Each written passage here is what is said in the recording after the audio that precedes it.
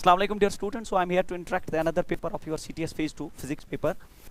Test number 5 का paper है ये आपका, that is bulk properties of matter. इसमें जो चैप्टर्स है solids and fluids and thermal properties of matter. इसमें जो क्वेश्चन नंबर फर्स्ट आपका जो है that is calculate the force required to separate the glass plates of area this with a film of thickness this between them surface tension of water is जो आपको दिया गया है। तो आपको इसका कंसेप्ट क्लियर होना चाहिए दैट अगर आप दो गिलास प्लेट्स लेते हैं सो दे आर टू गिलास प्लेट्स लाइक दिस, और इसमें एक फिल्म ऑफ वाटर जो है आ गया है, तो ये है वो thin film of the liquid here, तो लाइक दिस। तो calculate the force required to separate the glass plates of area this with the film of water. Water आ गया, इसमें एक फिल्म बना दी उसने, और उसका जो थिकनेस है वो दिया गया है बिटवीन देम। तो thickness is provided here, T thickness is provided. तो हमसे क्या पूछ रहा है, surface tension of the liquid is this. हमें फोर्स वो कितना फोर्स चाहिए कि सो दैट हम इन दो प्लेट्स को सेपरेट करें, है ना, एक दूसरे से अलग कर पाए। तो कंसेप्ट इज लाइक दिस कि अगर आप देखोगे यहाँ जो फोर्स रिक्वायर्ड होगा that force is equal to pressure difference into area. Pressure difference into area, क्योंकि pressure is force by area, तो फोर्स हो गया pressure difference. And in such cases आपने पढ़ा होगा that is surface tension divided by radius of this जो film बनी इधर and multiplied by the area of cross section. तो रेडियस जो है, रेडियस हो गया this is the radius here, and radius in terms of thickness, क्योंकि आपका डाटा जो है वो थिकनेस के हिसाब से दिया गया है। तो मैं लिख सकता हूँ it is force, it is T, तो आर जो है that is thickness divide by 2, तो 2 ऊपर चला जाएगा मल्टीप्लाइड बाय ए। आप इसमें वैल्यूज ड्रॉप करिए। फोर्स रिक्वायर्ड जो आपको चाहिए that is 2, surface tension of the liquid is provided that is 70 × 10⁻³ 70 × 10⁻³ उसके बाद आपका जो एरिया है फिल्म का दिया गया, that area is provided to you people that's 10⁻², और डिवाइडेड बाय आपका जो है thickness. Thickness of the film is 0.05, ये mm है, तो सेंटीमीटर में मतलब इट इज 10 मीटर्स में इट इज 10⁻³ तो अब आप इसमें कैंसिलेशन करिए। तो अगर आप देखेंगे that force required is equal, तो ये हुआ 140, तो मैं लिखूंगा 14 इंटू ये हो गया, ये 10⁻⁵, ये हो गया 10⁻⁴, क्योंकि 10 यहाँ से आ गया, divided by it is 5 into 10⁻⁻⁵। तो फिर it is 14/5, F is equal it is 14 divided by 5, और 10⁻⁵ ऊपर जाएगा +5, और ये बनेगा 10। Now 14/5 is 2.8, so 5 2s are it is 5 2s are 10, 4 carry आ गया इधर, it is 0.58 are 40, it's 2.8 into 10, तो force required is equal 28 Newton should be the right answer of this question. तो this is the force required to separate these glass plates जिनके बीच में ये एक thin film बनी हुई है। क्वेश्चन नंबर नेक्स्ट जो आपका है, तो ये assertion reason based क्वेश्चन है और बिल्कुल अच्छा क्वेश्चन माना जाएगा। as solid material is supplied heat at constant rate, तो constant rate heat supplied का क्या मतलब होता है? heat supplied at constant rate मतलब होता है पावर, क्योंकि heat by time, rate means power, तो heat supplied rate का मतलब होता है पावर, constant rate पे आपने ट्रांसफर किया। A solid material supplied heat at constant rate, the temperature of the material is changing with the heat input as shown in the figure। तो आपको ये टेम्परेचर वर्सेस हीट इनपुट का graph calorimeter में पता होना चाहिए। तो यहाँ से ओ से ए तक जो है यहाँ पे राइज इन टेम्परेचर हो रहा है विदाउट चेंज इन स्टेट। उसके बाद जब ये ए से बी आप देखोगे तो this is now change in state without rise in temperature, this is what we call as, अगर ये मटेरियल का पहले आपने माइनस से आपने 0 पे पहुंचा आइस को, मतलब -20 पे मान लीजिए आइस से आपने 0 पे पहुंचाया, तो यहाँ राइज इन टेम्परेचर हुआ 0 से, फिर आप वाटर एट 0 लाओगे, this is called as fusion. उसके बाद फिर से राइज इन टेम्परेचर होगा, again you need heat to be provided here, so rise in temperature it is what we call as specific heat. उसके बाद आप जो है आप फिर से यहाँ पे that is change of state जो है नहीं हो रहा, चेंज ऑफ स्टेट ही हो रहा है, बिल्कुल राइज इन टेम्परेचर नहीं हो रहा है, it is called as vaporisation, और फिर आप ऑनवर्ड्स मूव करोगे। हमें क्या पूछा गया, if C D is equal to twice of A B, तो सी डी जो यहाँ ग्राफ में है वो ट्वाइस ऑफ ए बी के बराबर है, then latent heat of vaporisation of substance is double that of fusion. बिल्कुल क्लियर है, देख लीजिए फ्यूजन है यहाँ पे, दिस इज फ्यूजन जो मैंने पहले डिस्कशन में आपको बोल दिया, and this is your vaporisation. अब अगर सी डी जो है वो ए बी से डबल है, अगर सी डी ए बी से डबल है, so this is your vaporisation. यहाँ पे आपका जो लिक्विड है वो वेपर में आ रहा है, और यहाँ से आपका जो सॉलिड है आइस होगा वो वाटर में आ रहा है। तो अगर C D is twice of this, तो ये अगर इससे दुगना है तो सीधी बात है, then the latent heat of vaporisation of substance is double then that of fusion, तो बिल्कुल सही है। उसके बाद latent heat of fusion is mu times A B, and latent heat of vaporisation बिल्कुल कांस्टेंट टाइम्स, तो बिल्कुल सही है। So it means that assertion is true and reason is true, and both are the correct explanation of each other. So both assertion and reason are true, and the reason is correct explanation of assertion is the right answer of this question. उसके बाद question number next जो आपका है that is 8000 identical water droplets combine to form a single drop. तो आपके पास 8000 छोटे छोटे droplets जो है, 8000 ड्रॉपलेट्स जो है वो कंबाइन होकर एक बड़ा ड्रॉप बनाते हैं जिसका रेडियस हम कुछ आर मानते हैं। तो आइडेंटिकल ड्रॉप्स जो है मैं उनका रेडियस मानता हूँ स्मॉल आर। तो 8000 आइडेंटिकल वाटर ड्रॉपलेट्स या drops combine together to form a big drop, then the ratio of the final surface energy to the initial surface energy of the drops. Final surface energy, तो अगर मैं लिखूंगा surface energy final to the initial surface energy, तो final area होना चाहिए। Final area हो गया 4 pi R square बड़े ड्रॉप का, क्योंकि स्फीयर का एरिया 4 पाई आर स्क्वायर होता है। और छोटे ड्रॉप्स का क्या हो गया, तो मैं पहले एन की टर्म्स में ये लिखूं, एक छोटे ड्रॉप का एरिया हो गया 4 पाई आर स्क्वायर, क्योंकि हर एक का रेडियस में स्मॉल आर लिया, मल्टीप्लाइड बाय एन, क्योंकि 8000 है। फिलहाल मैं एन में फॉर्मूला डेवलप करता हूँ, फिर लास्ट में 8000 इसमें ड्रॉप करते हैं। फिर आप जानते हो कि अगर इनमें वॉल्यूम कंजर्वेशन या मास कंजर्वेशन बेस्ड रिजल्ट है, आपने वो पढ़ा होना चाहिए, दैट आर जो बड़ा रेडियस होता है that is N raise power 1/3 times small R. क्योंकि अगर आप यहाँ लिखोगे volume 4/3 pi R cube is equal to N times 4/3 pi R cube, फिर taking cube root on both sides, तो ये बनेगा आर बड़े ड्रॉप का radius in terms of small drop radius और उसका number, that R is equal to N raise power 1/3 into R. तो यहाँ पे जो 4 पाई पहली फुर्सत में उड़ा दो आप, तो आर स्क्वायर आपको चाहिए, तो मैं लिखूंगा it is N raise power 2/3, ये हो गया आर स्क्वायर डिवाइडेड बाई हो गया एन, और ये आर स्क्वायर निकल जाएगा। तो ये मैं नीचे लाऊंगा, तो मैं लिखूंगा यहाँ पे it is 1 divided by n raise power 1 into n raise power minus 2/3, तो ये हो गया बराबर 1 by n raise power 3 1 3 minus it is 3, it's 1/3 only. अब आप एन ड्रॉप करिए, 8000 ड्रॉप्स जो है आपके मर्ज हो रहे हैं, तो ये हुआ 8000 और पावर उस पर जो बचा हो 1/3 है। तो आप जानते हो सब, इट इज 20 क्यूब होता है 8000 and it's 1/3, 3 cancel out, 1/20 should be the right answer of this question. तो 1/20 जो है बिल्कुल एक करेक्ट ऑप्शन है और बहुत इंपॉर्टेंट न्यूमेरिकल है आपका। इसमें आपको नॉलेज होनी चाहिए एरिया, वॉल्यूम और फिर connection between that bigger radius and smaller drops का जो स्मॉल रेडियस है। उसके बाद क्वेश्चन नंबर नेक्स्ट आपका जो है, that is work of this joule is required to be done in increasing the size of a soap film from this to this। तो soap film का आपको जो है increasing the size of a soap film from this to this area from up to this, the surface tension of the film is, हमें surface tension निकालना है। तो आपको फार्मूला पता होना चाहिए that work done होता है हमेशा surface tension into change in surface area, और work done आपको तो directly provided है, that is 6 into 10 raised power 6 into 10 raised power minus 4 आपका work done है, it is equal surface tension आपको निकालना है। और अब आपका जो required है वो है soap film। जब soap film होता है तो आपको पता होना चाहिए, लिक्विड ड्रॉप होता तो सिंगल सरफेस है, सोप बबल्स या सोप जो बबल की बात जब चले तो इसमें 2 सरफेसेस होती है, तो यहाँ मल्टीप्लाई जो है वो 2 से करना पड़ता है, दैट यू शुड नो। तो 2 से मल्टीप्लाई किया, अब चेंज इन एरिया हो गया final area minus initial area. अगर आप फाइनल एरिया देखोगे तो it is 11 into 10 that is 110।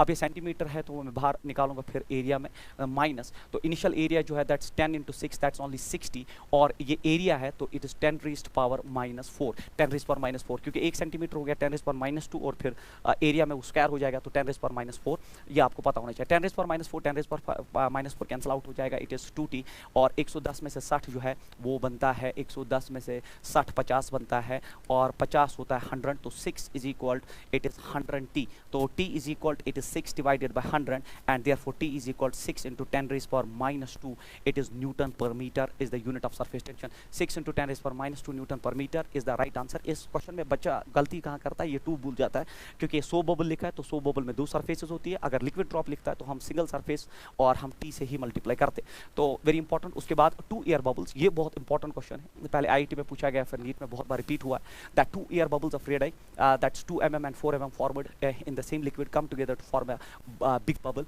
if the surface tension of that liquid is this, the radius of curvature of common interface। तो यहाँ double bubble बना, तो मान लीजिए आपके पास एक बबल है जिसका रेडियस स्मॉल r1 है और दूसरा बबल है जिसका रेडियस बड़ा है दैट इज r2, क्योंकि आपके बबल्स का रेडियस जो है वो डिफरेंट है, एक का 2 mm है और दूसरे का 4 mm है।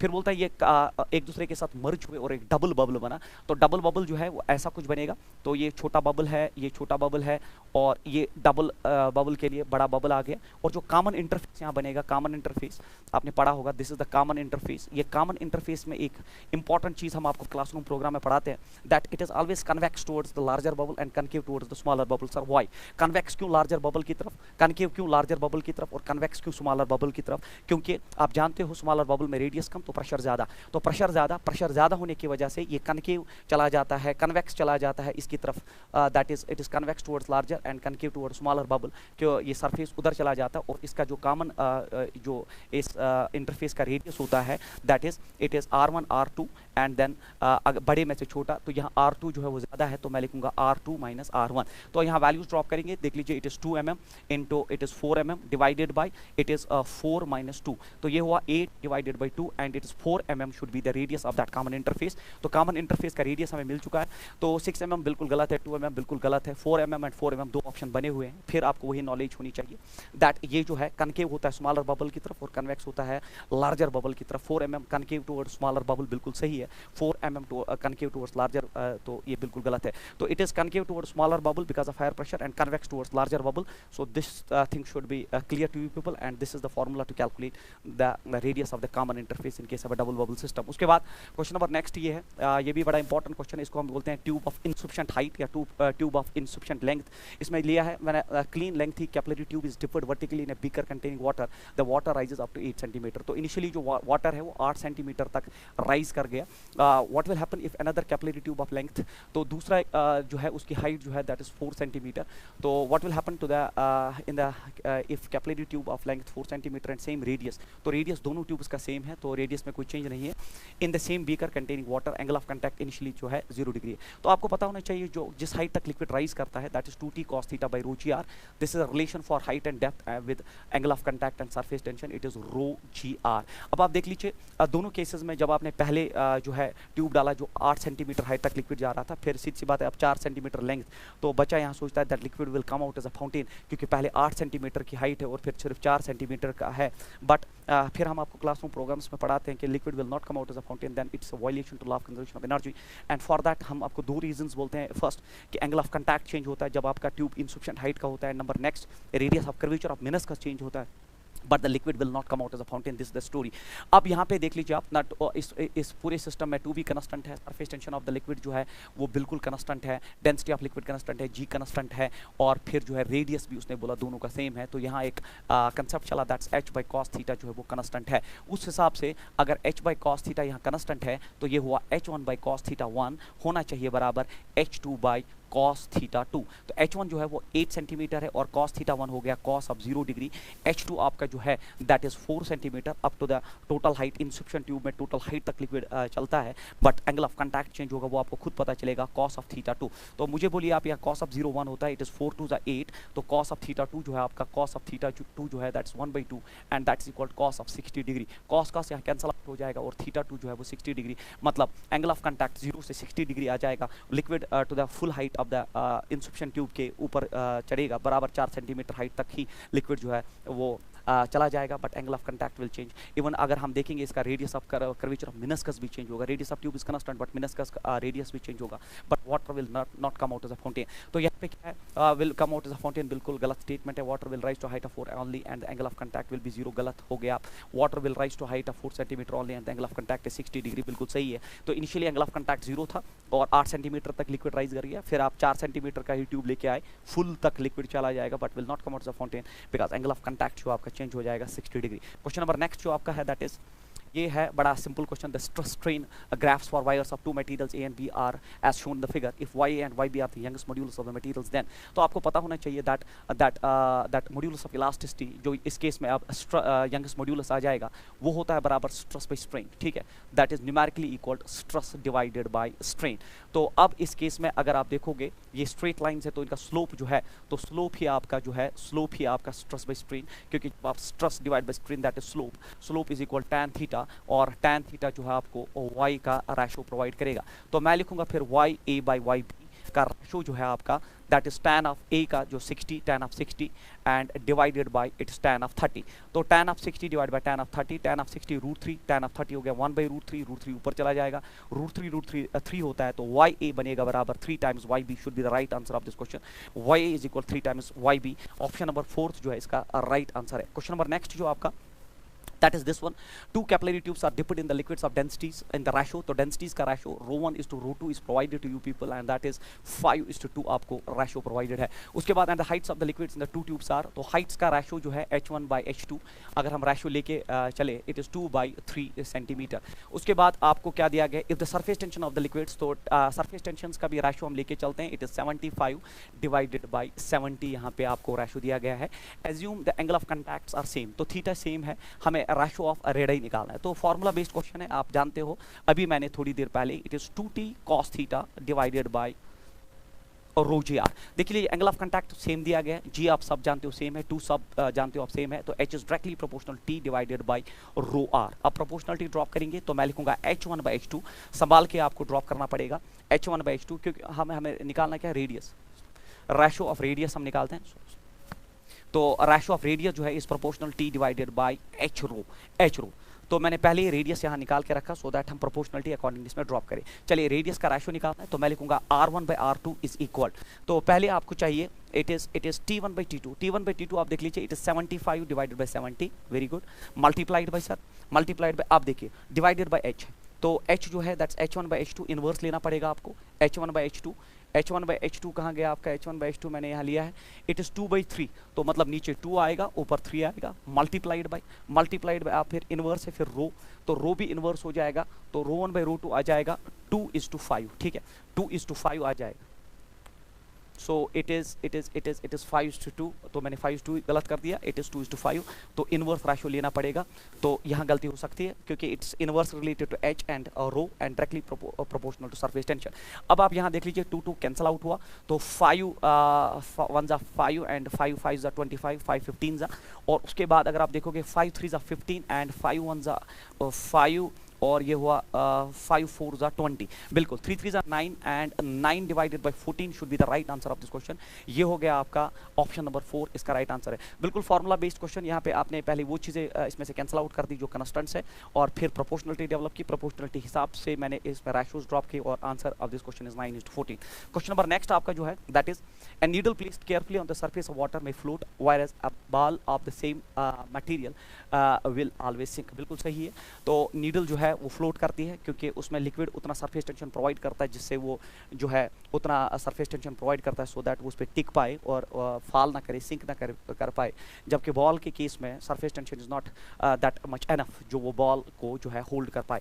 रीजन जो है the buoyancy of the object depends on the material and the shape. Material पे तो बायोएंसी डिपेंड ही नहीं करता, it depends on the shape, volume inside पे डिपेंड करता है. तो assertion is correct, reason is false. तो मैं लिखूंगा both assertion and no, assertion is true and reason is false. Option number 3 is the right answer of this question. तो कैसे आप पहले केस में जब नीडल प्लेस करते हैं वाटर पे, वो जो है फ्लोट कर सकती है क्योंकि सरफेस टेंशन उतना जो है वेट उसको बैलेंस कर पाता है, जबकि अगर आप एक बॉल रखोगे तो वो सिंक कर जाता है. और रीजन इन्होंने लिखा है कि buoyancy of the object depends on the material, बिल्कुल गलत है क्योंकि buoyancy depends on the volume inside, that is liquid का वॉल्यूम डिस्प्लेस्ड के बराबर होता है. उसके बाद 2 wires of equal cross section, 2 wires का area of cross section same है, but one made of steel and other copper are jointed end to end. तो हमारे पास 2 वायर्स हैं एंड टू एंड, मतलब सीरीज में आपने ज्वाइन किया, तो एक स्टील की एक कॉपर की है. मैं यहाँ पे पहले बनाऊँ 2 wires of equal cross sectional area, तो क्रॉस सेक्शनल एरिया सेम दिया गया है, but one made of steel and another of copper are joined end to end. When the combination is kept under tension, the elongations in the 2 wires are to be equal. So when the combination is kept under tension, तो दोनों में tension same दिया आपने. The elongation in the 2 wires are found to be equal. तो मतलब elongation भी same है. फिर आपको youngest modulus steel का भी दिया है, copper का भी दिया है, हमें बोला है the ratio of the lengths of the 2 wires. तो अगर आप इसमें simple concept से जाए, आप जानते हो that F is equal kx जैसा एक formula आपने पढ़ा होता है, that work power energy में हुक्स लॉ, एंड हमारा के जो होता है दैट्स YA/L, ये हम आपको क्लासरूम में पढ़ाते हैं. इट्स YA/L के हिसाब से आप ये ड्रॉप करते हैं, into x is the that extension या इलोंगेशन प्रोड्यूस. सर आपने ये फॉर्मूला यूज़ क्योंकि आपको दिया गया है कि सेम टेंशन है, मतलब फोर्स आपने अप्लाई किया है वो सेम है, और फिर इलोंगेशन भी सेम है, तो F भी सेम है, इलोंगेशन भी सेम है, एरिया ऑफ क्रॉस सेक्शन भी सेम है. तो यहाँ पता चला Y/L जो है वो कंस्टेंट है, Y/L का रेशो कंस्टेंट है. ये इसका शॉर्टेस्ट वे है ना करने को. तो इसको लंबे तरीके से भी किया जा सकता है, बट अगर आप ये मेथड जानते हो ना दैट आप के हमेशा एल के बराबर ड्रॉप करते हो जब आप सॉलिड्स पढ़ते हो और इसको कंपेयर करते हो विद स्प्रिंग मास सिस्टम, तब जाके ये बहुत आसान हो जाता है। Y by L is constant. अब आप जो है स्टील और इसके हिसाब से तो मैं लिखूंगा Y steel divided by L steel is equal to Y copper divided by L copper. ठीक है, एल कॉपर। तो हमें किसका निकालना है, हमें स्टील, क्योंकि पहले स्टील दिया है तो मैं लिखूंगा L steel divided by L copper is equal L steel divided by L copper is equal to Y steel divided by Y copper. तो वाई स्टील आप खुद देख लीजिए, ये हो गया 2 into 10 raised power 11 and Y copper आप देख लीजिए it is 1.1, it is 1.1 into 10 raised power 11, 10 raised power 11, 10 raised power 11 point ऊपर जाएगा तो बनेगा 20/11 is the right answer of this question. 20/11 option number first जो है बिल्कुल इसका राइट आंसर है। तो this is the way to solve such questions.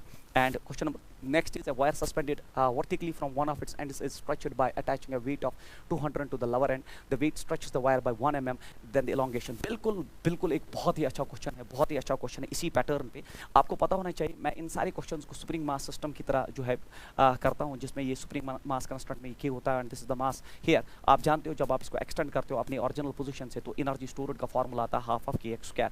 जैसे हाफ ऑफ kx² का फॉर्मूला डेवलप हुआ तो आप जानते हो, बट अभी मैंने थोड़ी देर पहले बोला आपको f होता है kx, ये आप स्प्रिंग मास सिस्टम में जानते हो। तो मैं यहाँ ड्रॉप करूंगा u इज इक्वल, तो मैं लिखूंगा 1/2। अब एक kx जो है यहाँ पे that's f multiplied by x extension, तो एनर्जी स्टोर्ड हो गया 1/2 f।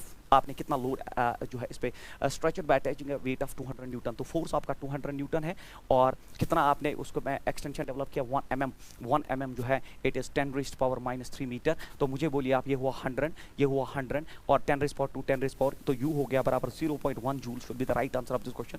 तो बिना किसी टाइम के आपने इस क्वेश्चन को भी सॉल्व किया। The same concept is that k जो है आप कभी भी रिप्लेस कर सकते हो y/l in case of solids and ये फॉर्मूला याद करने से आप जो है इन न्यूमेरिकल्स को जल्दी से सॉल्व कर सकते हो। सो 0.1 joule is the right answer of this question. Question number next जो आपका है that is as sphere contracts in volume by 0.01% when taken to the bottom of a lake 1 kilometer deep. If the density of water is 1 gram per cc, then the bulk modulus of water, हमें bulk modulus of water इस question में जो है calculate करना है। तो बहुत आसान है। इट इज़ bulk modulus हो गया P, it is del V by V, और फिर आपको bulk modulus ही निकालना है। तो B इज इक्वल, आपने डेप्थ ऑफ द लेक जो है आपके इस क्वेश्चन में दिया गया है। आपने एक बॉल को लिया डेप्थ ऑफ द लेक पे और हमें क्या बोला, स्फीयर कंट्रैक्ट्स इन वॉल्यूम बाई, तो del V by V आपको प्रोवाइडेड है एंड दैट इज 0.01%, तो डिवाइडेड बाय 100 के हिसाब से आप लोगे। उसके बाद आपको बोल रहा है टेकन 1 किलोमीटर डीप, तो आपका हाइट जो है दैट्स 1 किलोमीटर डीप लिया है आपने इसको।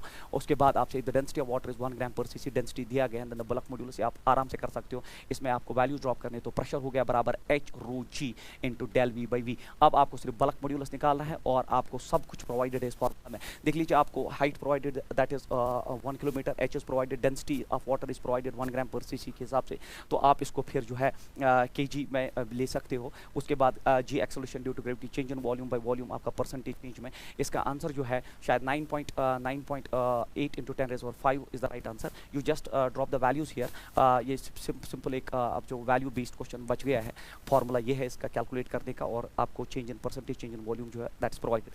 उसके बाद क्वेश्चन नंबर नेक्स्ट आपका जो है that's a plane is in level flight at constant speed and each of its 2 wings have an area of 25 metre square. If the speed of the air is 180 km over the lower wing and 234 km per hour over the upper wing, then the plane's mass is taking density of air this approximately. बहुत अच्छा question है बच्चे। इसमें क्या तरीका होता है, आप जानते हो प्लेन में जो है वो जो उसकी विंग्स होती है, एरोफॉइल जो होता है उसका एरिया जो है इसमें दिया गया है each of its 2 wings have an area of this. तो यहाँ बच्चा गलती करता है, यहाँ वो एक ही विंग का एरिया लेता है। ये सबसे बड़ा ब्लंडर होता है इस क्वेश्चन में।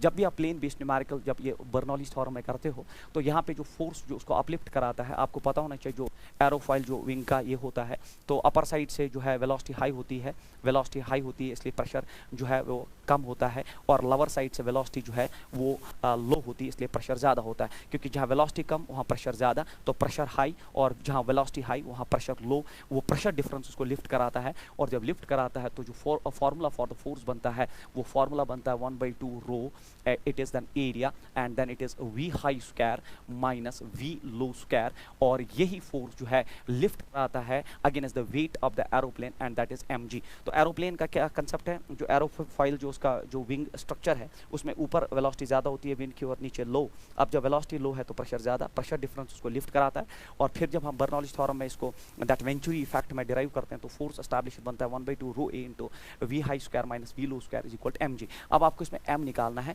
बट यहाँ पे बच्चा गलती करता है, एरिया लेगा वो 25 मीटर स्क्वायर, और ये एक विंग का एरिया है क्योंकि इसमें दिया गया है दैट ऑफ इट्स 2 विंग्स है ना, that a plane is in level flight at constant speed and each of its 2 wings. तो एक विंग का एरिया 25 है, बट जब आप इस क्वेश्चन में इसको लोगे एरिया तो आपको इसमें जो है डबल करके लेना पड़ेगा क्योंकि एरोप्लेन में 2 विंग्स होती है। उसके बाद जो है अब आप देख लीजिए, पहली फुर्सत में आप देख लीजिए, if the speed of the air is 180 kilometre per hour over the lower wing के साइड में जो है वो स्पीड जो है वो दिया है 180 किलोमीटर पर आवर, तो 5/18 से मल्टीप्लाई करिए तो 18 10 हो गया ये, तो ये हुआ 50 मीटर पर सेकंड जो है लोअर एंड से। तो if the speed of the air is 180 kilometre per hour over the lower wing and 234 kilometre over the upper wing, तो अपर विंग से जो हायर है वी हायर जो है दैट इज 234, तो 5/18 से मल्टीप्लाई करिए तो ये बनता है 65 metre per second, 65 metre per second के हिसाब से ये डेवलप होगा। तो फिर आप जब यहाँ वैल्यू ड्रॉप करोगे तो ये फोर्स लिफ्ट करके इसका वेट जो है वो उसको अगेंस्ट दैट उठा देगा, तो ये बनेगा 1/2 density of the air is provided, density of the air is 1, और बिल्कुल केजी सिस्टम में प्रोवाइडेड है। एरिया जो है वो आपको 50 लेके चलना है, सर 25 दिया है but double the area, and then v high square हो गया 65 का square minus we low square का हो गया 50 स्क्वायर, और फिर ये हो गया m आपको निकालना है और g का वैल्यू आप 10 लेके चलोगे। तो अब इस क्वेश्चन को जो है आप इसमें सिर्फ m निकालना है, तो it's a matter of calculations now, तो you can solve it at your places, and मैंने ये सॉल्व किया है, इट इज़ 4400 kg के अप्रॉक्सीमेटली। अगर आप g यहाँ जो 10 लोग या 9.8 के हिसाब से आपका जो नियरेस्ट वैल्यू आ जाएगा दैट इज़ 4400 kg का जो है आपका एरोप्लेन होगा। So this is how to solve this question. इस क्वेश्चन में एक ही जगह बच्चा प्रॉब्लम में आ जाता है, एरिया गलत लिख देता है, एरिया एक विंग का लिखता है बट एरिया आपको दोनों विंग्स का एक साथ लेके चलना पड़ेगा। उसके बाद जो है ये है एक question that's important, a thin liquid film formed between a U-shaped wire and a light slider supports a weight of 1.5 into 10 raised power minus 2 Newton. The length of the slider is this and its weight is negligible. The surface tension of the liquid film is, देख लीजिए आप यहाँ पे जो question ये है कि wait आपने यहाँ, तो ये आपका स्लाइडर ये है, तो डेफिनेटली अगर ये नीचे नहीं आ रहा, ये बैलेंस्ड सिस्टम है, तो ऊपर की तरफ एक फोर्स होना चाहिए और वो सरफेस टेंशन प्रोवाइड करेगा। और आप जानते हो कि सरफेस टेंशन होता है फोर्स बाय लेंथ, और फोर्स हो गया बराबर सरफेस टेंशन इनटू लेंथ। अब चूंकि इस फिल्म, ये फिल्म है, दो साइड से एयर है, जितनी साइड से एयर होता है उतनी सरफेसेस मल्टीप्लाई करके चलना पड़ता है। जो मैंने सोप बबल में भी अर्लियर आपको बोला, सोप बबल में भी 2 सरफेसेस और इन थिन फिल्म्स में भी 2 सरफेसेस होती है। तो उस हिसाब से जो ऊपर वाला फोर्स नीचे वाले वेट को बैलेंस कर रहा है, तो it's twice of TL should balance the weight. और हमें निकालना क्या है इस क्वेश्चन में, सरफेस टेंशन हमें निकालना है। तो सरफेस टेंशन हो गया बराबर mg डिवाइडेड बाई 2L। अब हम वैल्यूज ड्रॉप करेंगे तो आपका जो वेट है, वेट जो है आपको दिया गया है, it's 1.5 into 10 rays power 1.5 into 10 rays power -2 divided by 2L। L आपको लेंथ ऑफ द स्लाइडर दिया गया है 30 सेंटीमीटर, तो 30 इंटू 10 रेज़ पावर -2, तो 10 रेज़ पावर -2 10 रेज़ पावर -2 निकल जाएगा। ये बनेगा ऊपर बनेगा 15 इंटू 10 रेज़ पावर -1, ये बनेगा इधर 2 इंटू 30, तो ये हुआ 5 15 2 इट इज़ 30, एंड देन 1/4 होता है 0.25 इंटू 10 रेज़ पावर -1, तो ये बना 0.025 जो है newton by metre is the surface tension. तो this should be the right answer. Option number जो है सेकंड इसका बिल्कुल करेक्ट आंसर है। तो यहाँ सरफेस टेंशन के फोर्स ने वेट को बैलेंस किया, और गलती फिर से वही स्टूडेंट की कि एक सरफेस लेके, चूंकि फिल्म है, थिन फिल्म है, 2 साइड से एयर है, तो 2 सरफेसेस आपको लेके चलना पड़ेगा। क्वेश्चन नंबर नेक्स्ट आपका जो है, wire of length L, area of cross section A is hanging from a fixed support. तो आपके पास एक फिक्स्ड सपोर्ट है, आपके पास एक वायर है जिसका लेंथ L है और area of cross section A है। तो लेंथ L है, एरिया ऑफ क्रॉस सेक्शन इसका A है, and is that is hanging from a fixed support, full stop. The length of the wire changes to L1 when the mass M is suspended from its free end. तो आप इस wire में जब मास attach किया तो length of the जो string है, जैसे आपने मास M अटैच किया तो लेंथ जो है वो आपका अब जो है वो आपका हो चुका है L1, इट्स प्रोवाइडेड। तो the length of the wire changes to L1 when the mass M is suspended from its free end. The expression for youngest modulus is, तो यंगस्ट मॉड्यूलस आप जानते हो, it is FL divided by A del L। तो ये है formula, और F जो है that is force is weight, that's mg। तो mg डेफिनेटली इसका वेट होगा। L हो गया जो ओरिजिनल लेंथ था, ओरिजिनल लेंथ उसका था L divided by A, area of cross section उसका A था, बिल्कुल सही है। और चेंज इन लेंथ हो गया देन L1 माइनस L, तो that is the change in length जो है, और this should be the right answer. mgl divided by a into L1 minus L is the right answer. Option number second जो है इसका बिल्कुल correct answer है, इससे पहले भी नीट में एक बार पूछा गया और ये है इसका तरीका। क्वेश्चन नंबर नेक्स्ट आपका जो है, a wire elongates by L mm, load W is hanged from it। तो आपके पास एक वायर है और आपने इसको जब एक वेट W आपने इसमें ऐड कर दिया तो it elongates by it's given L mm। तो elongation जो है L mm है जब आपने इसमें वेट W अटैच कर दिया। If the wire goes over a pulley and two weights W each are hung at the two ends, the elongation of the wire. अब आपने इसी सिस्टम को एक पुली पे जो है डाल दिया, जिसमें यही वायर जो है अब दो साइड से आपने दो वेट W सेम वेट्स आपने अटैच किए।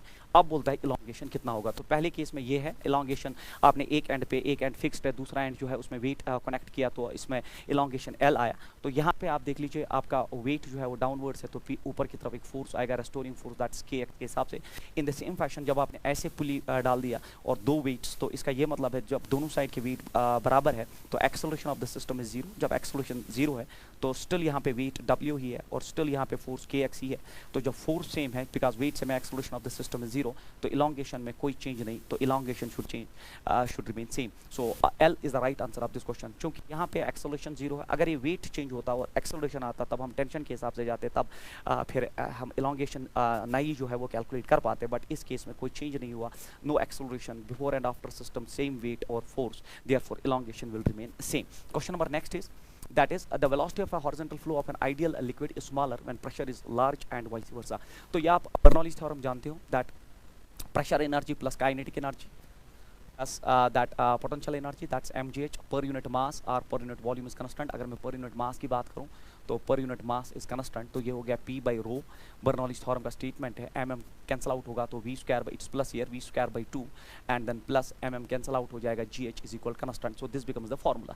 अब आप इसमें देखिए the velocity of the horizontal flow of an ideal liquid is smaller when pressure is large. देखिए अगर प्रेशर लार्ज है तो वेलोसिटी लेस है, बिल्कुल सही है, क्योंकि that energy per unit volume और per unit mass at each and every point in case of an ideal fluid flow through an tube of different area of cross section, या उसकी height भी vary करती है ground से, तो आप statement जानते हो। अब जहाँ प्रेशर ज़्यादा वहाँ वेलोसिटी कम, इससे पहले भी एरोप्लेन पे बेस्ड क्वेश्चन हमने किया, तो बिल्कुल सही है। The velocity of horizontal flow of an ideal liquid is smaller, वहाँ पे स्मॉल होगी जहाँ पे pressure is large and vice versa. Reason ये है, according to Bernoulli's theorem for the stream line flow of an ideal flow liquid the total energy per unit mass remains constant. बिल्कुल reason भी correct है, तो both assertion and reason are true and reason is the correct explanation of explanation. तो ये है आपका बिल्कुल एक अच्छा क्वेश्चन। आप जानते हो बर्नौलीज थ्योरम, उसकी स्टेटमेंट, उस पर बेस्ड ये क्वेश्चन है, जहाँ पे वेलोसिटी कम होगी वहाँ पे प्रेशर लार्ज होगा, बिल्कुल सही है। क्वेश्चन नंबर नेक्स्ट जो है that is by sucking through a straw. This is very important question, ये एक क्वालिटी क्वेश्चन है। By sucking through a straw, एक स्ट्रा आपके पास है, एक स्ट्रा आपके पास है जो आपकी वो पाइप होती है जिससे आप जूस खींचते हो ऊपर। Student can reduce the pressure in his lungs to 750 mm of Hg density दिया है मर्करी का। Using the straw he can drink water from a glass up to maximum height of, तो ये है वाटर इन ए गिलास, तो किस height तक वो मैक्सिमम वाटर जो है, तो अपने लंग्स में, जो लंग्स है यहाँ पे उसके माउथ के साथ कनेक्टेड, उनमें वो प्रेशर बनाता है 750 mm ऑफ Hg। जबकि आप जानते हो कि एटमॉस्फेरिक प्रेशर जब वाटर की बात की जाए तो यहाँ प्रेशर है 760 mm ऑफ Hg। तो वही तो होता है द प्रिंसिपल कि जिससे आप शक करो कि आपने लंग्स का प्रेशर कम करने पे ही आपका लिक्विड जो है प्रेशर डिफरेंस की वजह से ऊपर आएगा। तो यहाँ एटमॉस्फेरिक प्रेशर है 760 mm ऑफ Hg और लंग्स में आपने क्रिएट किया 750 mm ऑफ Hg। जब प्रेशर डिफरेंस डेवलप हुआ तभी तो लिक्विड राइज करेगा। मान लीजिए हाइट H तक लिक्विड राइज कर गया, इस ट्यूब में जो है हाइट H तक लिक्विड राइज कर गया और दैट्स अ वाटर कॉलम। तो यहाँ अगर आप देखोगे ना pressure difference that is 10 mm of Hg, it is 10 mm of Hg जो है मर्करी, जो प्रेशर डिफरेंस डेवलप हुआ वो होना चाहिए H, it is rho W, it is rho W multiplied by G। तो वही प्रेशर डिफरेंस की वजह से वो किसी हाइट तक लिक्विड खींचता है एंड मैंने लिखा H rho W, that is density of the water involved here multiplied by G। अब 10 mm ऑफ एच जी जो है इट इज़ 10 mm, क्योंकि ये सेंटीमीटर सिस्टम का सारा खेल है, तो ये बनता है 1 centimetre height, and then mercury की density rho H G multiplied by G, क्योंकि 10 mm of H G is equal to H, हमें वाटर का हाइट निकालना है, into G, G cancel out हो जाएगा, तो 1 सेंटीमीटर ये हो गया सर 1 सेंटीमीटर, और फिर डेंसिटी ऑफ मर्करी प्रोवाइडेड है इट इज़ 13.6, इट इज़ ग्राम पर cubic centimetre, is equal height हमें निकालना है, और वाटर का डेंसिटी आप सब जानते हो दैट इज़ 1 ग्राम पर क्यूबिक सेंटीमीटर में, तो h हो गया बराबर it is 13.6 centimetre, should be the right answer of this question. तो ऑप्शन नंबर 3 जो है इस क्वेश्चन का बिल्कुल एक राइट आंसर है, बहुत ही इंपॉर्टेंट क्वेश्चन है, और जो सकिंग का जो प्रिंसिपल यही है दैट आप प्रेशर डिफरेंस अपने लंग्स में कम करते हो in comparison to the atmospheric pressure, that's how you are जो है able to suck liquids from that because of the that pressure difference. When a large bubble, ये एक बहुत important numerical है, when a large bubble arises from the bottom of a lake to the surface, its radius doubles. तो मान लीजिए आपके पास एक लेक है और एक बबल जो है वो राइज करता है फ्रॉम द बॉटम, और इसका रेडियस दुगना होता है, तो मान लीजिए यहाँ रेडियस r है, और जब वो सरफेस पे आया तो इसका रेडियस 2r हो गया। तो उसके बाद आपसे क्या पूछ रहा है, when a large bubble rises from the bottom of a lake to the surface, its radius doubles if atmospheric pressure is equal to that of a column of water height h. तो atmospheric pressure P not जो है वो water column height h के बराबर, तो मतलब h rho w g के बराबर, मतलब एटमॉस्फेरिक प्रेशर के जो एटमॉस्फेरिक प्रेशर है वो एक water column of height h के बराबर है, then the depth of the lake is, तो एटमॉस्फेरिक प्रेशर इसने देके रखा और आपसे पूछा कि ये डेप्थ ऑफ द लेक कितना है। ये बहुत ही इंपॉर्टेंट न्यूमेरिकल है और बच्चों को परेशान कर देता है। इस क्वेश्चन का तरीका एक ही है करने का कि जब आपका बबल जो है वो बॉटम से ऊपर चला गया, इसमें मोल कंजर्वेशन प्रिंसिपल से ही इस क्वेश्चन को सॉल्व किया जाता है, क्योंकि इनिशियली जो number of moles of the gas थे इसमें बबल में, जो final number of moles of the gas वो सेम रहे, and we believe that the temperature in the process remains constant. अब आप जानते हो सब बच्चों that PV is equal to nRT, अगर टेम्परेचर कांस्टेंट रहता है, R कांस्टेंट है, नंबर ऑफ मोल्स कांस्टेंट है, तो PV इज कांस्टेंट, एंड जब PV कांस्टेंट है तो हम लिख सकते हैं P1 V1 is equal to P2 V2। This is all about mole conservation, क्योंकि जो बबल नीचे से ऊपर गया उसमें number of moles of the gas जो है वो कांस्टेंट रहे, but we believe that temperature remains constant.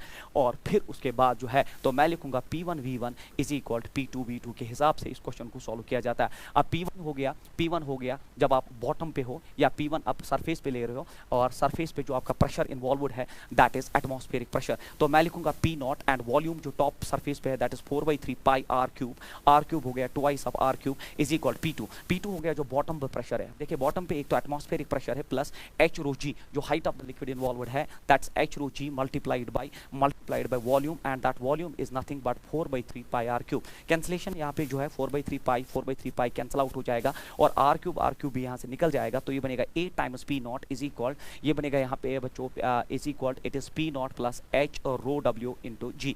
तो यहाँ पे देख लीजिए P नॉट इधर आएगा तो ये बनेगा 7 P नॉट, तो 7 P nought is equal it is h rho g। अब आप देख लीजिए 7 P नॉट मैंने पहले आपको दिखा दिया है, ये दिया गया है लैंग्वेज में h rho w g is equal it is h rho w into g। तो यहाँ पे देख लीजिए rho w g cancel out, तो हाइट आपने कैलकुलेट कर दिया है, और हाइट जो है आपका that is 7h is the right answer of this question.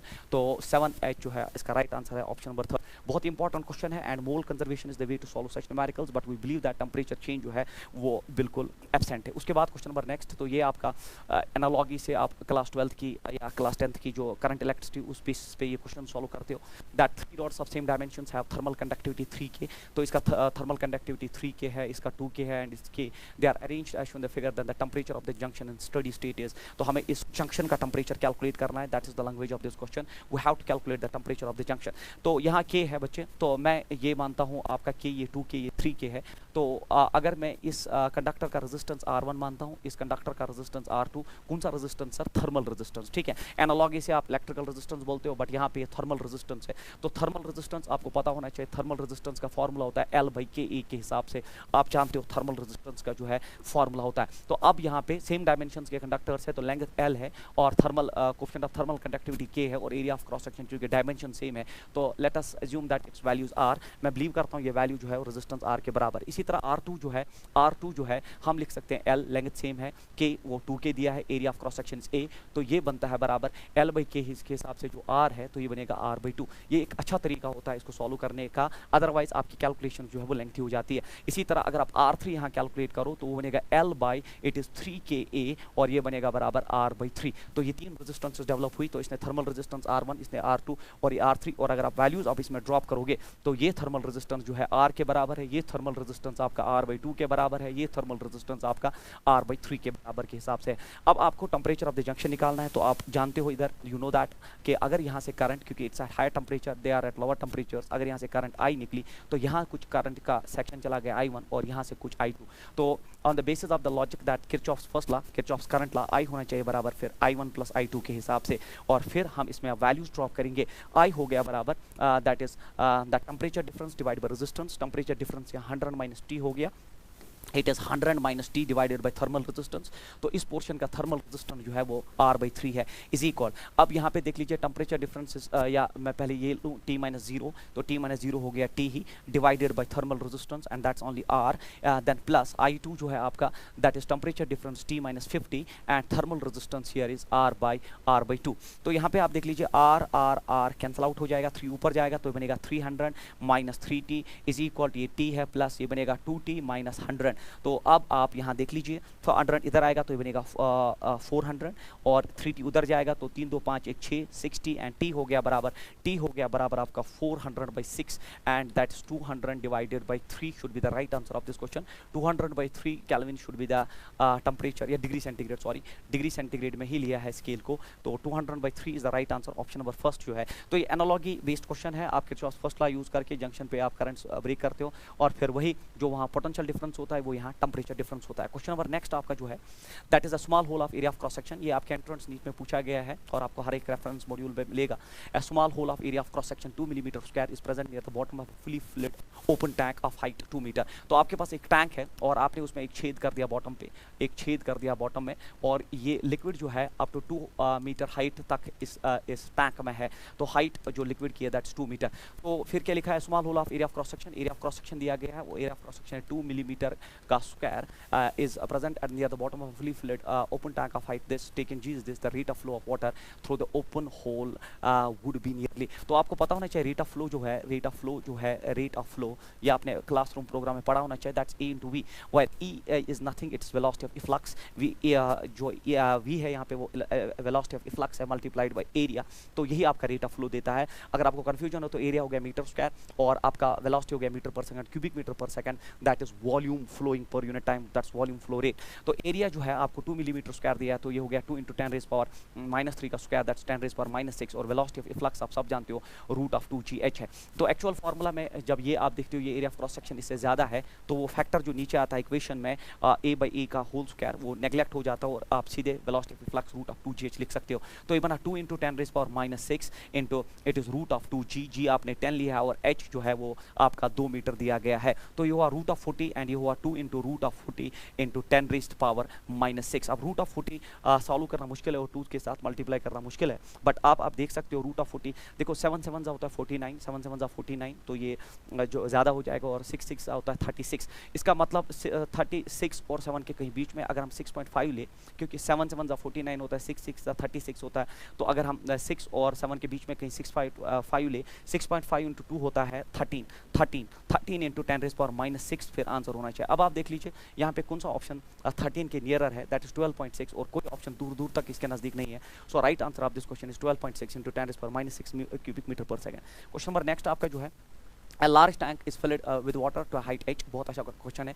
तो आपके पास एक टैंक है और आपने इसको small hole is present at the base of the tank, तो यहाँ पे भी एक छेद आपने बना दिया है और लिक्विड जो है वो हाइट h तक इस टैंक में है, हाइट h तक कैपिटल H यूज़ किया गया है, और उसके बाद पूछा गया small hole is made at the base of the tank, it takes T1 to decrease the height of the water to h/n। मतलब इस टैंक में जो है अब वाटर जो है वो कम हो गया है, सीधी सी बात है, छेद से तो इस होल से तो लिक्विड बाहर आ जाएगा, और अब जो है वो हाइट जो रह गई है दैट्स ओनली h/मीटर रह गई है, और ये सारा प्रोसेस होने में टाइम T1 लगा। उसके बाद क्या पूछ रहा है, उसके बाद बोल रहा है that metre is greater than 1, ठीक है सर। उसके बाद and it takes T2 time to completely take rest of the water, और फिर फाइनली जो है इस टैंक से ये पूरा लिक्विड निकल गया, पूरा जब लिक्विड ही निकल गया तो अब जो टाइम लगा, तो यहाँ अब फाइनल लेवल जो है वो 0 हो चुकी है, पूरा लिक्विड निकल गया, और टाइम जो इस प्रोसेस में अब लगा T2। हमें क्या बोलना है, देन द वैल्यू ऑफ नीटा, हमें नीटा का वैल्यू। तो आपको पता होना चाहिए इस क्वेश्चन में जो टाइम ऑफ फॉल जो होता है that is directly proportional to root of initial height minus root of final height. ये है इसका फॉर्मूला, ये आपने बिल्कुल अपने वेंचुरी इफेक्ट में पढ़ा होगा। तो T is directly proportional root of h1 minus root of h2, और फिर उस हिसाब से अगर हम पहली इक्वेशन बनाए तो t1 इज प्रोपोर्शनल टू बच्चों रूट ऑफ h1, तो रूट ऑफ h1 के बदले रूट ऑफ h आएगा माइनस रूट ऑफ h2 हो गया h बाई नीटा। ये हो गया आपका इक्वेशन फर्स्ट। और दूसरे केस में जो टाइम आपका लगा दैट्स t2 और इनिशियल हाइट जो है वो आपका अब h बाई नीटा ही था और फाइनल हाइट 0, तो इक्वेशन नंबर सेकंड। मगर आपको बोला गया है दैट t1 t2 के बराबर है। अगर t1 t2 के बराबर है तो उस हिसाब से root of h minus root of h by eta होना चाहिए बराबर root of h by eta के बराबर, क्योंकि ये 0 आप छोड़ दो, उधर जाएगा तो ट्वाइस बनेगा, तो root of h is equal twice of it is root of h by eta. तो यहाँ पे आप रूट ऑफ h छोड़ दीजिए, स्क्वायर करिए इसको और नीटा बाहर लाइए और स्क्वायर करने से 2 जो है वो 4 बन जाएगा। So right answer of this question is option number third. Question number next is a tank with vertically walls is mounted so that its base is at a height of 1.2 meter above the ground। तो मतलब पहले base है tank का, तो ये घर में भी ऐसा होता है कि बेस होता है टैंक का, ग्राउंड से जो है ग्राउंड से आपका base of the tank is at height of 1.2 metre. तो ये क्लियर है, it's 1.2 metre given, this is the base of the tank and फिर the tank is filled with water up to height up to depth of 2.8 metre. फिर इस पर एक tank रखा गया और उसमें वाटर जो है, तो ये टैंक अब मैं बना रहा हूँ थोड़ा साइज में बड़ा बना रहा हूँ, this is a tank like this, और इसमें जो वाटर है आपने 2.8 मीटर डेप्थ तक आपने इसमें जो है वाटर ड्रॉप कर दिया।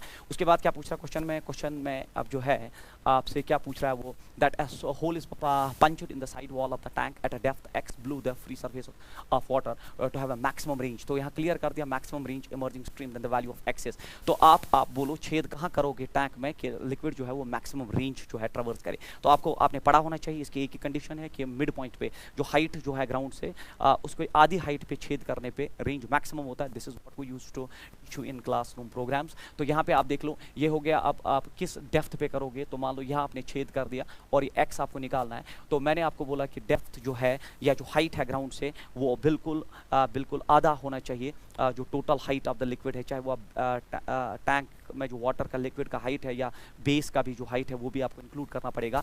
तो 2.8 प्लस 2.2 होता है 4 का आधा होता है 2, मतलब ऊपर से नीचे जो है 2 सेंटीमीटर डेप्थ पे या नीचे से ऊपर भी जो है वो 2 सेंटीमीटर डेप्थ हाइट पे ही जो है अगर आप होल करोगे तो लिक्विड का रेंज जो यहाँ होगा that will be maximum. So x should be equal to 2 is the right answer. बिल्कुल एक कंसेप्चुअल क्वेश्चन है जो अगर आपने पढ़ा है तो सीधे आप हिट कर सकते हो, इसमें कोई मैथमेटिक्स करने की जरूरत नहीं है। क्वेश्चन नंबर नेक्स्ट जो है assertion reason है the amount of radiation from sun's surface varies as the fourth power of the absolute temperature। बिल्कुल हम बिलीव करते हैं sun is a black body and the amount of radiation from sun's surface varies as the fourth power, that's what is Stephen's law। जो energy radiated है that is directly proportional to the fourth power of temperature, this is what we call as Stephen's law।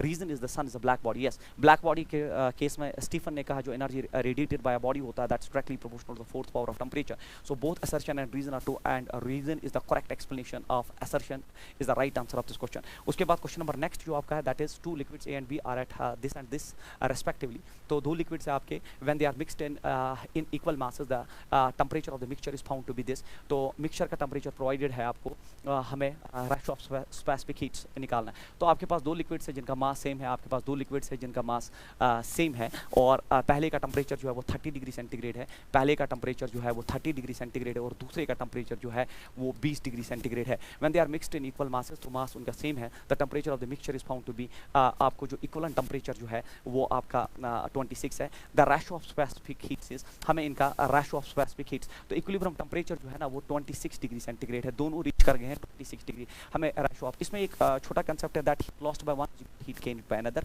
Heat lost by one is equal to heat gained by another. तो this is what is heat gained by another, this is what is the principle of calorimetry. ठीक है, अब heat lost by one अगर आप देखोगे ये होगा m मास s specific heat जो सेम लिक्विड्स है इनटू डेल्टी आप देखो 30 माइनस 26 होता है सिर्फ 4 is equal heat gained by another. तो मास m स्पेसिफिक हीट सेम है और डेल्टी अगर आप देखोगे तो 26 माइनस 20 इट इज 4। तो mm जो है आपका कट जाएगा। तो ये टू लिक्विड्स डिफरेंट लिक्विड्स है, तो स्पेसिफिक हीट्स S1 और S2 है।